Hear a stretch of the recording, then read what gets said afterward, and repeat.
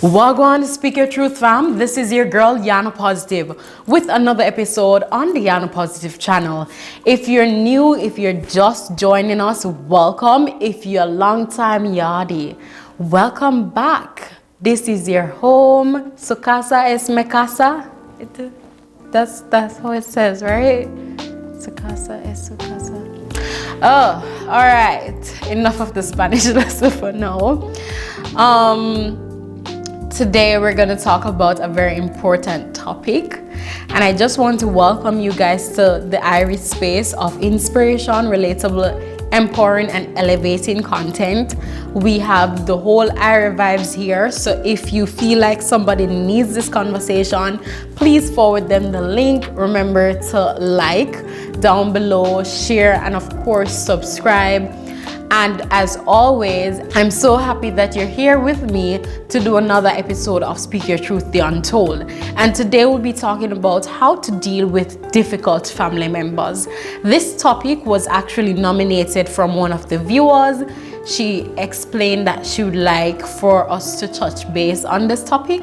And so we'll be talking about this topic today. And if it is that you are a viewer, and you will also like to see a topic being talked about here, of course, this is your space as much as it is mine. And so you can contact me on Instagram at Yana Positive, or you can type it in the chat below. Thank you so much again for joining, guys. Thank you so much for watching. All right, let's get right into it. How do I deal with a difficult family member? First of all, how do you know the family member is difficult? Let's look at some pointers. They are manipulating. You know that a family member is difficult if they're manipulating. They'll say anything and do anything for a need to control you or get their points across or cause up some conflict, some aggression. They will do anything for a means to control the situation and to control you as the person. 2, they blame others for everything, especially things about themselves they don't want to acknowledge. For example, you say that, hey, you always leave the clothes all about. And they'll say, no, it's because you were so busy in the bathroom, I couldn't throw it in the basket. Or you will tell them that they did something, and of course, they will gaslight you and make you feel as if it's because of you or it's because of somebody else. They never take responsibilities for their actions. They can do no wrong. And that was actually my other point. They never take any accountability or responsibility for their actions. They can do no wrong with themselves. It's always somebody else. They have no concern for anyone else's thoughts, feelings, and needs. No matter how you express to them that, hey, this is how I feel about it. You make me feel so angry when you do this.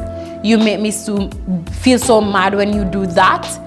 This makes me upset. And even if you don't communicate it to them, there's no concern for you, your well-being, or nobody else. It's just them, themselves, and themselves in their own little space, and they don't care about anybody else. They're very critical, judgmental, and cruel. They simply have no emotional filter and see no reason to control how they express themselves. They will yell, name call, or even do something worse. They are often very judgmental, even if it is that they do the same things that you do, they will judge you for it. Living with people can be difficult. And there's a saying in my country that says, see me and come live with me, 2 different things. If you see me and if you live with me, there might be 2 different persons that you're getting entirely. And so when you live with difficult people, it can make your life miserable. And that is why we need to talk about this. Another point is they make you feel guilty for things you didn't do, and they lie and cheat to get their way. So Here are some ways that you can cope with difficult family members. First of all, if any of those descriptions fit within somebody that you are currently dealing with, you're dealing with somebody who is a difficult family member or who is toxic. And it can be hard, especially if you're living with that person. It can be hard to not feel discouraged or not feel angry about the situation and the person in general, especially if you can't change it. So here are some things you need to do. You need to create a boundary. Create boundaries, because when you're dealing with difficult people, it gets very easy to get caught up. Yes, it was his fault, but at the end of the day, don't let that allow you to step outside your character. So he's arguing and he's cussing you out on the street. Don't mean you have to cuss him back. You understand what I'm saying?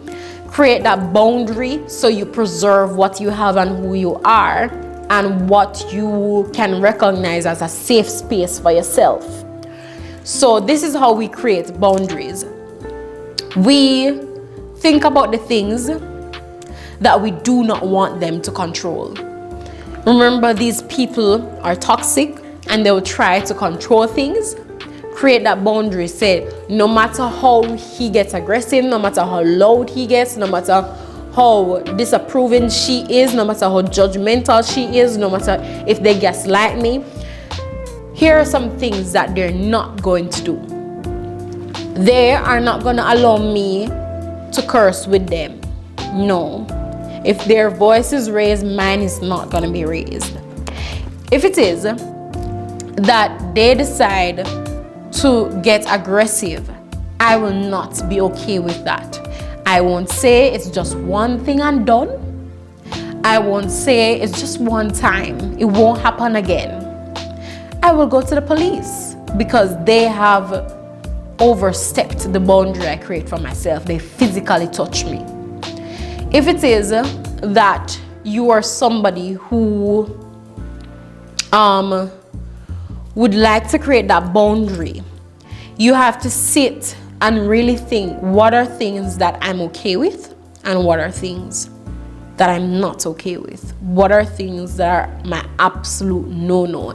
If I know that him lie from the day I'm born, what are some lies he can tell me that will affect me?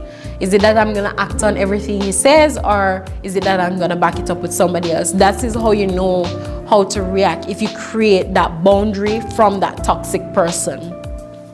Number 2, limit your contact with the person. If you have a difficult family member, that is your husband or that is your wife, this is a little bit more difficult, and you should be having this conversation with maybe a counselor, preferably somebody who is married. If it is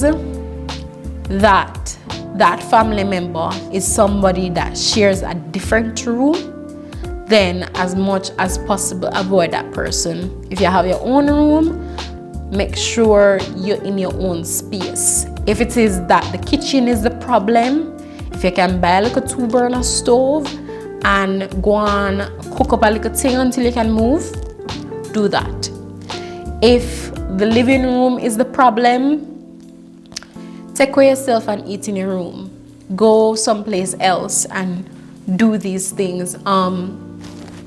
If it is that you know this person gets up at this time and you can avoid getting up when they get up, avoid it. Avoid that interaction. Limit your contact. Don't beat your chest and go like, it's my house too and I'm going to do whatever I want even if he's being difficult. No, limit your contact with that person. Preserve your peace and preserve your sanity, and those are important things when you're dealing with difficult people. Create that solid support system. And of course you're thinking, well, if my family is difficult, what kind of support system can I look for? And here's the thing, support system does not always have to be blood related, but can also be somebody who is not blood related. Your friend.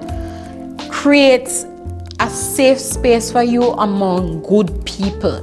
Find a good group of friends, find a good group, branch out, get out of your comfort zone. Because a lot of times where families lack, trust me, your friends can bridge that gap. Where families lack, your friends and your support system can bridge that gap. Talk to a counselor, talk to a pastor, talk to somebody that you know will be discreet, but also be there to be a sounding board. So that, hey, Jimmy got up this morning and he was cursing me out and he was saying all these things about me, and I wanted to answer him so bad. And let that person be the person who said to your Jenny, make sure you don't answer him, because the minute you do, he will have something to say. Ensure that the support system isn't somebody who say, okay, Jenny, come on, let's go fight him. Let's go fight. You know, have that strong support, because you will need it when you feel isolated from the people that are supposed to be the closest to you. All right. So we know how to identify difficult family members. We know how to deal with them. Here's how to talk to them. Use a lot of I statements. What do I mean by that? People who are difficult or toxic don't necessarily always want to take responsibilities for their actions. And oftentimes you will find that you have to phrase it in a way that they feel as if they're not being attacked or judged, because they are the judges, and people who judge don't often like to be judged back. So you say, I feel as if this conversation is making me angry, and I feel that we should take it down a notch.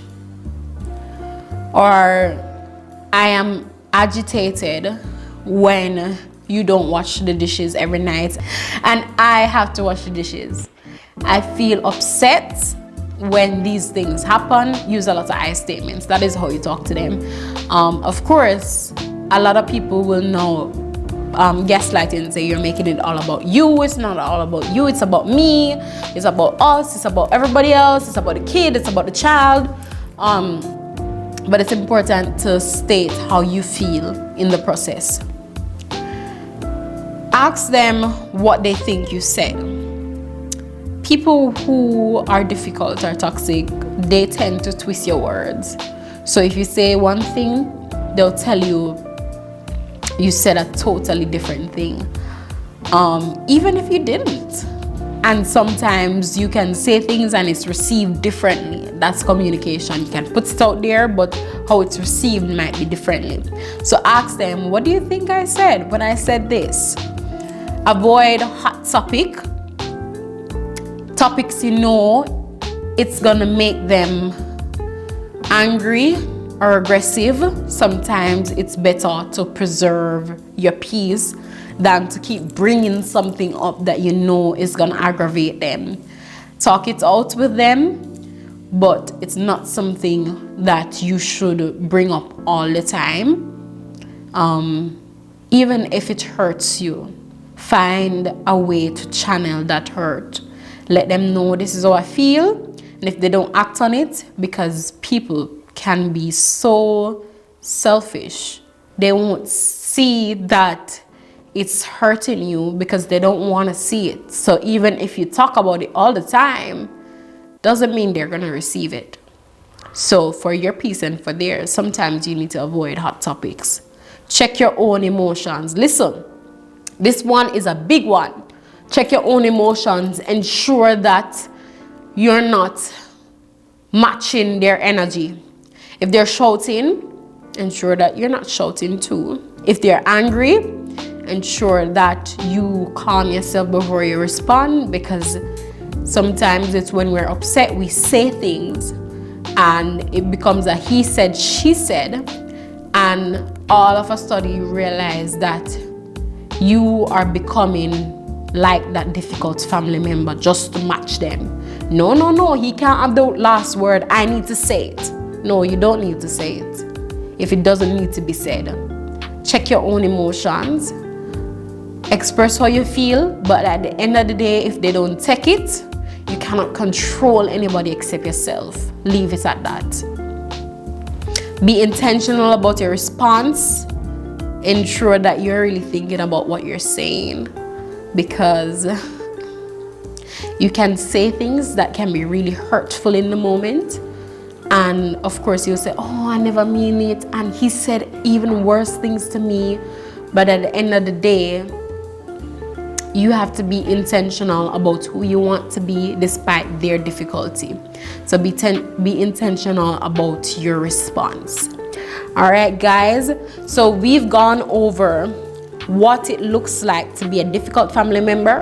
We've gone over how is it that you respond to a difficult family member, cope with a toxic family member, and we've gone over how to talk to them. And once again, if you'd like to see something that you're struggling with being discussed, of course, we can tap it in the chat. You can message me on Instagram. I'm always open to talk about stuff from my knowledge and from my research, because I do research these things. I don't just present them to you like, oh, this is all the stuff from my head. I do research them, and I do take this very seriously, what you guys want into consideration. So thank you so much for joining. Thank you for watching. Remember to like, share, and subscribe, and click that notification bell so you can be notified when we upload another video. Catch you all same time, same place, every day at 8. Have a good one.